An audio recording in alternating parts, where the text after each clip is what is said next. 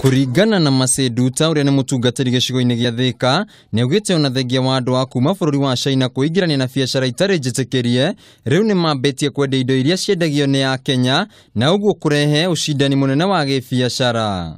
Wameweka mabendera zao. Ukienda kama Murang'a wameweka maposta za mabendera zao. Kwa nini?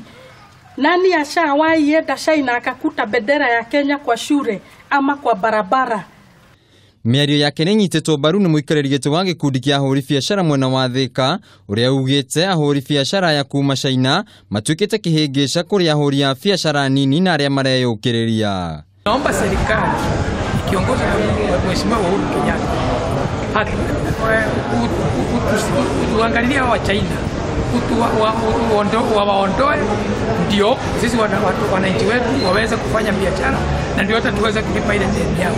Riu ni meranĩire kunyita mbaru mutaratara wa watho uria wendekithĩtio ni mũmbunge wa Mathira Rigathi Gachagua wa kugirĩrĩria andũ kuma bũrũri-inĩ wa China kuruta mawĩra marĩa mangirutwo ni Akenya.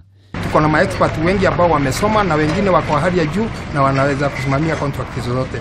So tungeomba serikali na sana sana rais wetu aweze kuwarudisha kwao na kwamba kuwakosa kuwapa hiyo contract, kwa maana vijana wetu wananyanyazwa na sababu sasa wamekaa desperate bila kupata kazi. Ikiwa hata hiyo kazi itaingilia hata wasichana wetu watafanya nini? Ni kuona vile wameingia ndani yetu. Kwa hivi warudi kwao wafanyie kwao, sisi tukienda huko watuhudumie. Mwihoko wa Kenya riu ni ati biashara ciao ni igukorwo ikigitirwo niguo kwagirithia wonjoria guku bururi-ini. Handu-ini ha Kameme TV njitagwo Wainaina wa Kiarie.